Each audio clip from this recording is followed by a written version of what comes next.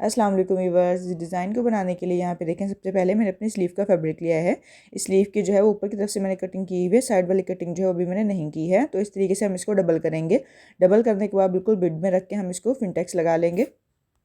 तो यहाँ पे देखिए व्यूअर्स, एक फिनटेक्स जो है वो हमारी लग गई है। अब इसके बाद जो है हम थोड़ा सा गैप देंगे। गैप देने के बाद यहाँ पे दोबारा से हमने जो है वो फिनटेक्स लगानी है। तो यहाँ पे आपने गैप का जो अंदाज़ा वो इस तरीके से रखना है। यहाँ पे आप तकरीबन पौन इंच या फिर 1 इंच के हिसाब से गैप दे सकती हैं। तो यहाँ पे 1-1 इंच के गैप के साथ हमने बिल्कुल स्ट्रेट फिनटेक्स लगा लेनी है।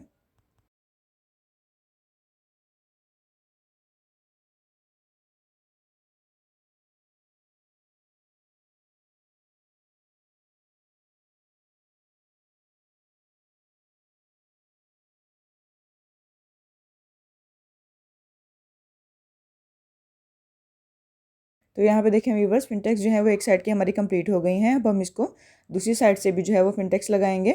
लेकिन यहाँ पे नीचे की तरफ जो है वो हमने तकरीबन 2 से 2.5 इंच या तकरीबन 3 इंच का मार्जिन आपने छोड़ देना है। यहाँ पे आपने फिनटेक्स नहीं लगानी, क्योंकि यहाँ पे हमारा डिज़ाइन आएगा। बाकी ऊपर की तरफ जितनी भी हमारी स्लीव है, इसके ऊपर इसी तरीके से हमने बारीक वाली फिनटेक्स लगानी है। और यहाँ पर भी गैप हम सेम ही छोड़ेंगे, तकरीबन 1 से पौन इंच का जो है वो हमने गैप छोड़ना है। और छोड़ने के बाद जो है वो हमने बारीक वाली फिनटेक्स लगा के अपनी पूरी स्लीव को रेडी कर लेना है।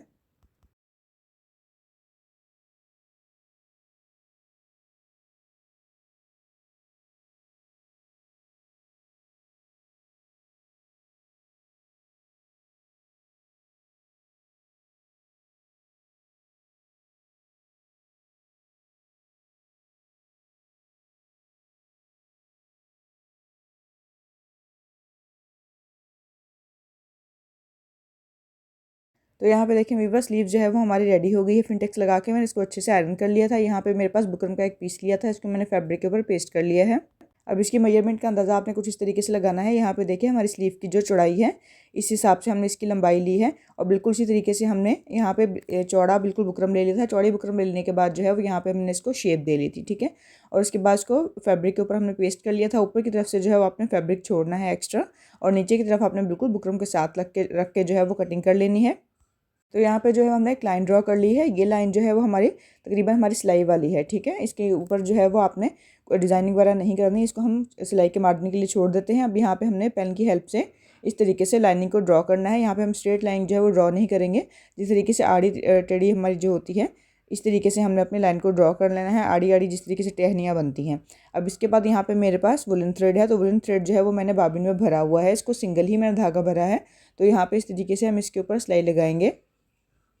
एक बार सिंगल सिलाई लगाने के बाद इसी सिलाई के ऊपर हम दोबारा से जो है वो सिलाई करेंगे। तो ये हमारा डबल धागा हो जाएगा।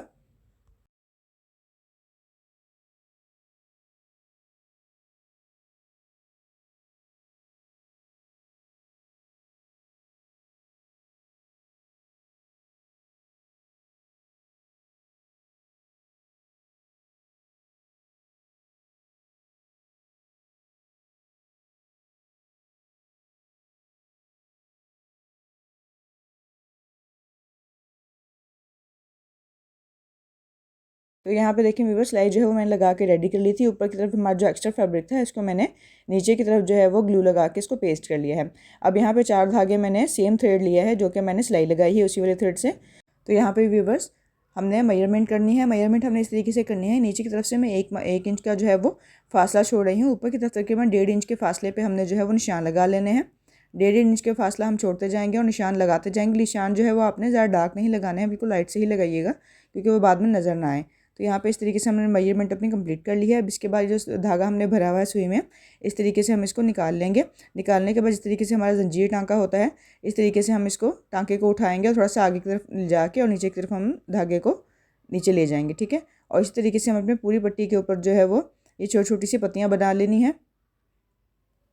तो यहाँ पे देखें, इस तरीके से पहले हम टांका उठाएंगे, उसके बाद आगे की तरफ जब हमने टांका एंड करना है, तो आगे की तरफ जो है वो करके हम अपने टांके को भी एंड कर लेंगे।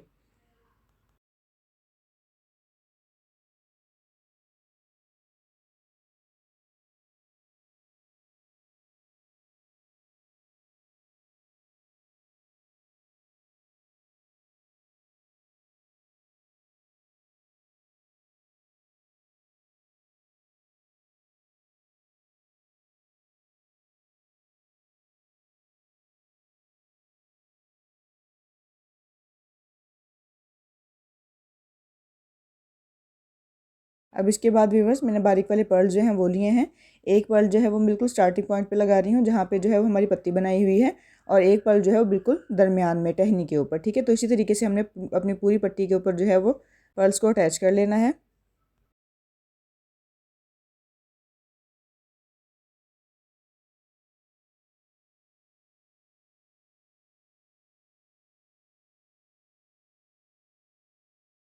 इसके बाद व्यूअर्स यहाँ पे मैंने 2 कलर के फैब्रिक लिए हैं, तो कंट्रास्ट में आप कोई भी फैब्रिक ले सकती हैं। यहाँ पे इनकी लंबाई और चौड़ाई दोनों ही मैंने 2.5 इंच ली है। इस तरीके से हम इसको ट्रायंगल बनाएंगे। ट्रायंगल बनाने के बाद एक बार और फोल्ड दे देंगे, और फोल्ड देने के बाद ऊपर की तरफ हमने गुलाई बनाई है, यहाँ पे इसको नीचे की तरफ इस तरह रखेंगे, और रखने के बाद बिल्कुल किनारे पर रख के सिलाई लगा लेंगे। पहले हम एक कलर लेंगे, उसके बाद दूसरा कलर लेंगे। तो इस तरीके से मल्टी कलर में आप भी इसको लगा सकती हैं। यहाँ पे मैंने 2 कलर लिए हैं, 2 से ज़्यादा कलर भी ले सकती हैं, क्योंकि इस तरह की जो डिज़ाइनिंग है वो वाइट कलर या ब्लैक कलर के ऊपर बहुत अच्छी लगती है सूट के ऊपर, अगर आप मल्टी कलर में डिज़ाइनिंग करें। तो यहाँ पे मैं 2 कलर ले रही हूँ, और 2 कलर लेने के बाद इस तरीके से हम इसको ट्रायंगल बनाते जाएंगे। ट्रायंगल बनाने के बाद एक बार और फोल्ड देंगे। फोल्ड देने के बाद जो है वो नीचे के रख के और बिल्कुल किनारे पे रख के यहाँ पे सिलाई लगा के और अपनी इस पट्टी को कंप्लीट कर लेंगे।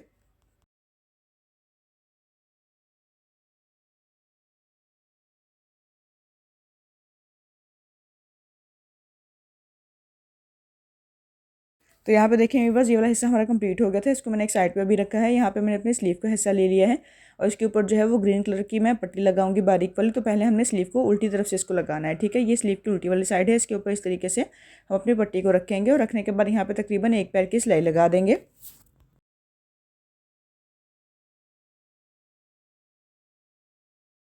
सिलाई लगाने के बाद इसको पलट के हम सीधा करेंगे, और यहाँ पे मैं इसको नाखून लगा रही हूँ।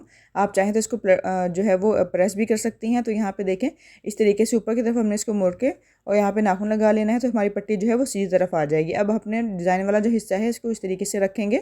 ठीक है, कि इस तरीके से हमारी पट्टी इसके ऊपर पलट के फोल्ड होके आएगी।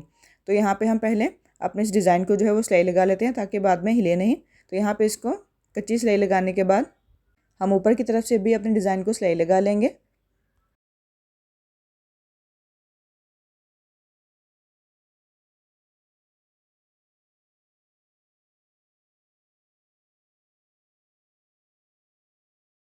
तो यहाँ पे देखिए मेरे पास सिलाई जो है वो मैंने लगा ली है। लगाने के बाद ये जो पट्टी हमने लगाई थी ये इस तरीके से ऊपर की तरफ जो है वो फोल्ड होके आ जाएगी। तो हम इसको फोल्ड कर लेंगे, और फोल्ड करने के बाद बिल्कुल किनारे पे रख के और सिलाई लगा लेंगे।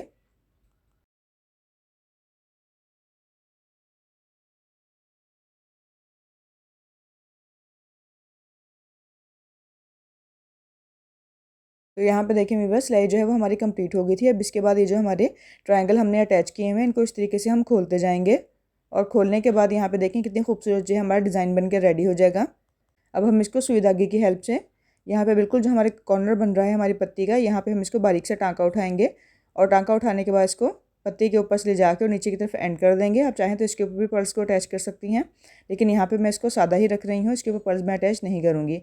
तो यहाँ पे इस तरीके से पूरे पट्टी को हम हैंड स्टिच कर लेंगे।